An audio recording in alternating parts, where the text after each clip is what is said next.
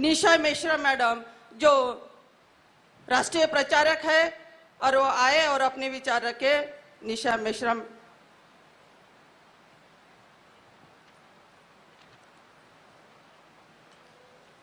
साथियों, जय मूल निवासी। समता, स्वतंत्रता, बंधुता देने वाले बुद्ध को वंदन करती हूँ। बाबा साहब आम्बेडकर, माता रमाई, ज्योतिबा फूले, माता सावित्रीबाई और ऐसी हजारों वीरांगनाओं को मैं अभिवादन करती हूँ जिसका इतिहास हमें मालूम नहीं है। आज इस वक्त मैं अपने माता पिता को भी याद करती हूँ कि जिन्होंने मुझे जन्म दिया और इस काबिल बनाया कि आज मैं आपके सामने रूबरू हूँ। मैं बामसेफ एवं भारत मुक्ति मोर्चा के राष्ट्रीय अध्यक्ष मिस्टर वामन मेश्राम का भी आभार व्यक्त करती हूँ कि जिन्होंने मुझे ये मंच दिया। आज का विषय है महिलाओं का राष्ट्रव्यापी संगठन निर्माण किए बगैर भारत में परिवर्तन संभव नहीं है। बहनों, मैं एक गुलाम स्त्री। अगर मुझे अपनी गुलामी का एहसास नहीं है तब तक मैं कुछ भी नहीं कर सकती। तो ये गुलामी का एहसास मुझे कब हुआ और हमें ये गुलामी का एहसास खुद को टटोलने से, खुद को अंदर से झांक के आपको करना होगा। जब राष्ट्रीय मूल निवासी महिला संघ का राष्ट्रीय अधिवेशन पूना में होने जा रहा था तो हमारी कई महिलाओं को इस काम की जिम्मेदारी दी थी। तो मैंने अपने पति को, मैंने अपने साहब को, मेश्राम साहब को कहा कि मेश्राम साहब, मुझे भी इस घर से बाहर निकलने दीजिए। मैं भी पढ़ी लिखी हूँ तो मुझे भी इस आंदोलन में आपका साथ और सहयोग देने दीजिए। जैसे माता सावित्रीबाई ने फूले जी का साथ दिया था तो उसका इतिहास है। माँ रमा ने जब बाबा साहब आम्बेडकर को साथ दिया था तो उनका इतिहास है। अगर मेश्राम साहब, मैंने अपने जिंदगी में अगर आपका साथ और सहयोग नहीं दिया और पढ़ लिख के जैसे बाबा साहब को लोगों ने धोखा दिया था तो उस धोखेबाजों के साथ मेरा भी एक गद्दारों के साथ नाम लिख जाएगा। इसलिए मैंने भी कहा कि मैं भी आपके कदमों से कदम मिला के इन ब्राह्मणवाद से लड़ने के लिए तैयार हूं। बहनों, जब तक हम राष्ट्रव्यापी संगठन निर्माण नहीं करेंगे तब तक ये आंदोलन हमारा अधूरा है। हमें अपना महत्व जानना होगा। बहनों, शुरुआत ही गुलामी से शुरू हो रही है। बहनों, हम कहां से गुलाम लगती है? हमारे पीछे तो ना जंजीरें हैं, ना हमारे पैरों में कोई जंजीर है, फिर भी हम गुलाम है। आज की तारीखों में भी अगर देखा जाए कि आर्य पद्धति से जिस तरह से शादी करते हैं, बहनों, मैं वो उदाहरण आपको दिखाना चाहती हूँ कि हमारी जो मेश्राम साहब ने कहा ना कि हमारी महिलाएं मातृसत्ताक थी, तो बहनों, हमें पराजित किया गया, हमें गुलाम बनाया गया और हमारी जो दौलत थी, हमारी जो संस्कृति थी, उसको तबाह कर दिया गया इन आर्यों ने। सॉरी, आर्य नहीं, यूरेशियन ब्राह्मणों ने। तो हम महिलाओं को ऐसे तो हारने वाली नहीं थी हम महिला, तो हमारे अंदर भी गद्दार लोग थे, हमारे अंदर भी भड़वे और नामर्द लोग थे जो अपनी थोड़ी सी लालच के कारण हम महिलाओं को बेच दिया। जो आज इस देश के कई गद्दार लोग हैं जो आज पूना के अंदर भी हमारा अधिवेशन सफल नहीं होने देने चाहते, ऐसे गद्दार लोग उस वक्त भी थे और हमारी महिलाओं को गुलाम बनाया।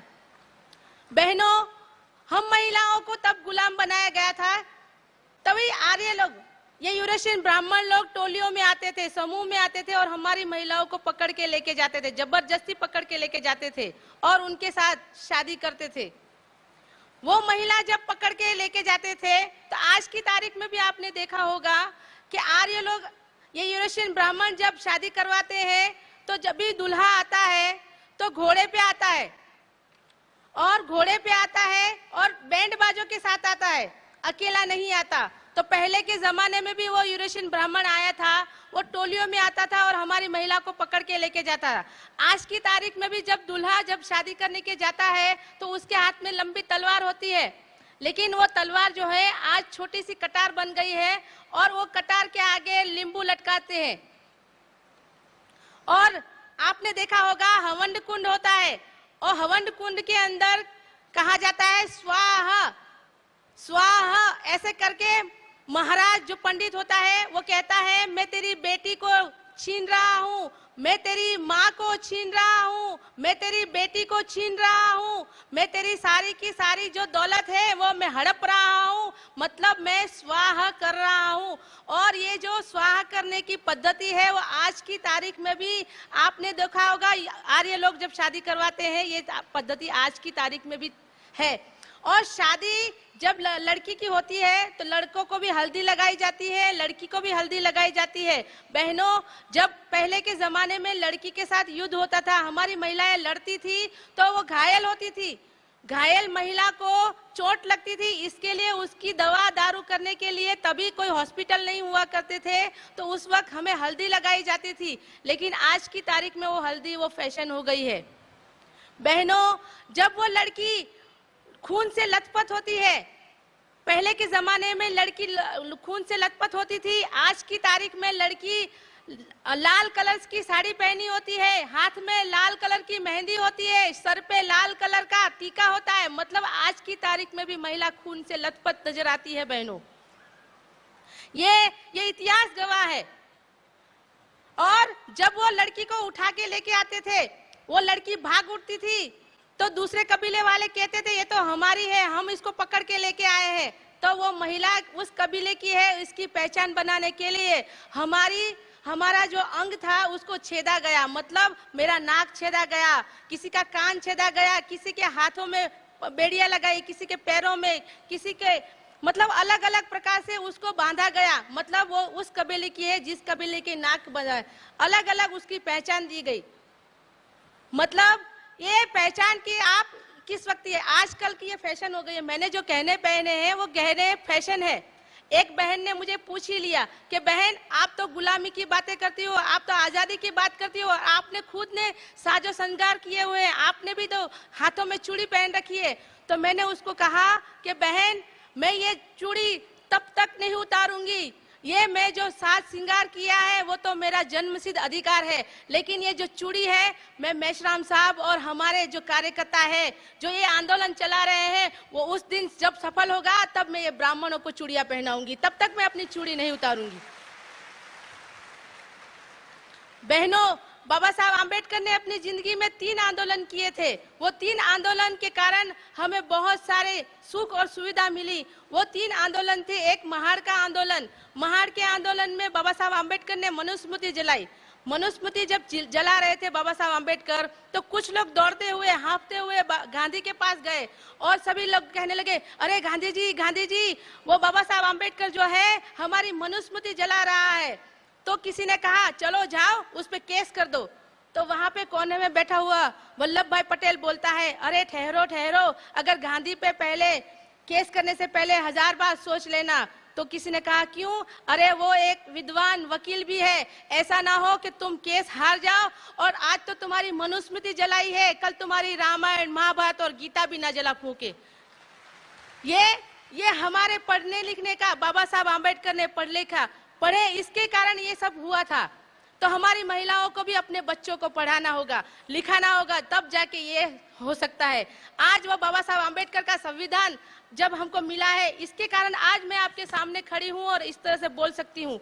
बाबा साहब आम्बेडकर ने हमें हिंदू कोड बिल दिया, हिंदू कोड बिल हम महिलाओं को दिया। बहनों, हमें बोलने का भी अधिकार नहीं था, तो बाबा साहब आम्बेडकर ने हमें बोलने का अधिकार हिंदू कोड बिल से दिया।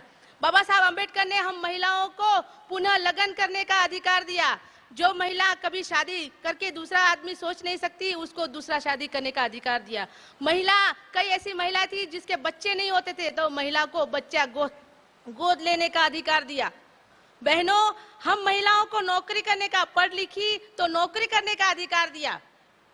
जब नौकरी की तो उसके पास पैसा आया, दौलत आई, और आज दौलत रखने का दिया। भाई आप जरा खड़े होइए तो आप खड़े होइए तो आपके शरीर पे कपड़े हैं ना, उसमें कितने जेब है? 6 जेब है ना। बहन आपके शरीर पे कपड़े हैं, कितनी जेब है? एक भी जेब नहीं है। बहन जरा आपका पर्स दीजिए तो, मैडम आपका पर्स दीजिए तो। भारी है, उठाया नहीं जाएगा। कोई बात नहीं। बहनों भाइयों, ये बाबा साहब आम्बेडकर की देन है। पर्स रखने का अधिकार बाबा साहब आम्बेडकर ने दिया। मतलब हम महिलाओं को पैसा रखने की, दौलत रखने की अधिकार नहीं था, वो बाबा साहब आम्बेडकर के कारण है। आज हम जो बोल रहे हैं, वो आज हम जो भी कुछ है, वो बाबा साहब आम्बेडकर के कर्ज के तले हम दबे हुए हैं। बहनों, अगर हम बाबा साहब आम्बेडकर का कर्ज नहीं चुकाएंगे तो हम आगे कभी भी बढ़ नहीं पाएंगे। बहनों, बाबा साहब आम्बेडकर ने अपना तीसरा आंदोलन किया था, वो नागपुर में था। उस अधिवेशन का नाम था शेड्यूल कास्ट ऑफ फेडरेशन। उस शेड्यूल कास्ट ऑफ फेडरेशन के अंदर 50,000 पुरुष और 25,000 स्त्रियां थी। तब बाबा साहब आम्बेडकर ने हम महिलाओं को ललकारते हुए कहा था, कि हे माँ, हे बहन, मैं तेरी कोख से पैदा हुआ। हे माँ, हे बहन, मैं तेरी कोख से पैदा हुआ। इसके लिए मैं आज अतिशूद्र और अपमानित होता हूँ। मेरी बात में अपमान होता है। हे माँ, मैं किसी ब्राह्मण, किसी क्षत्रिय, किसी वैश्य के घर पे पैदा हुआ होता तो मेरा भी मान और सम्मान हुआ होता। बहनों, बाबा साहब आम्बेडकर ने हमें ललकारा था। हमें बाबा साहब की ललकार को सुनना होगा। हम महिलाओं को कहना होगा कि ये जो हमारी एक कोख है ना, वो कोई जैसी तैसी कोख नहीं है। हमारी कोख से शिवाजी ने जन्म लिया, हमारी कोख से बुद्ध ने जन्म लिया, हमारी कोख से बाबा साहब आम्बेडकर ने जन्म दिया। और तो हमारी एक कोख ये महान पुरुषों को जन्म दिया हुआ है। तो हमारी ये कोख को जैसी तैसी कोख नहीं है। बहनों, हमारी महिलाएं टीवी चैनल में देख के बैठी रहती है, और जो दुर्गा वाहिनी आरएसएस वाले लोग कहते हैं कि 2 बच्चे पैदा कीजिए, 4 बच्चे पैदा कीजिए, 40 बच्चे पैदा कीजिए, ये बातें सुन के हमारी महिलाएं सिर्फ चर्चा करके बैठ जाती है, लेकिन इसके बारे में कोई सोचती नहीं है। हमारी महिलाओं को इस पे गहन चिंतन करना चाहिए कि ये लोग ऐसा क्यों कर रहे हैं। मैं तो कहना चाहती हूँ इन ब्राह्मणों को कि हम लोग 100 नहीं 400 बच्चे पैदा करेंगे। लेकिन आप बोलते हो ना कि ब्राह्मण अपने मुख से पैदा हुआ, ब्रह्मा के मुख से। मुझे तो आज तक ये मालूम नहीं पड़ता, जब ब्रह्मा पुरुष था तो उसको अपनी बीवी को छोड़ के खुद को डिलीवरी क्यों करनी पड़ी। तो मैं तो कहती हूँ उन ब्राह्मणों से कि अपने ब्रह्मा को बुलाओ और हमारी महिलाओं को टेक्नोलॉजी बता दो, तो 100 बच्चे तो क्या 400 बच्चे मुंह से पैदा करके दिखा देंगे और झंझटी मारी खत्म हो जाएगी। हाँ, 9 महीना पेट में रखने का परेशानी नहीं रहेगी। हम महिलाओं को ये सोचना चाहिए कि ये गलत धारणाएं हैं, ये जो गलत प्रचार हो रहे हैं उसको बंद करना पड़ेगा। बहनों, हमें मेश्राम साहब का जो आह्वान है, मेश्राम साहब जैसे कहते हैं कि हे माँ, मुझे तेरे 10,000 बच्चे दे दे, हे माँ, तेरे मुझे 10,000 गुलाम बच्चे दे दे, कुछ ही समय में तुझे 85 करोड़ आजाद बच्चे दे दूंगा। तो मैं तो अपनी बहनों और भाइयों को कहना चाहती हूँ कि 4 नहीं, 5 नहीं, 10 नहीं, 40 नहीं, मैं तो कहती हूँ 2 महान बच्चे पैदा करो बाबा साहब आम्बेडकर और फूले बाबा जी से।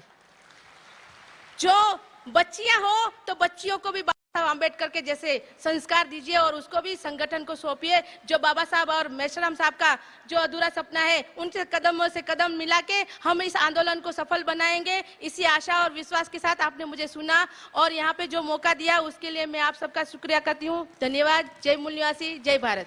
धन्यवाद। मैं इसी वक्ता के बाद मैं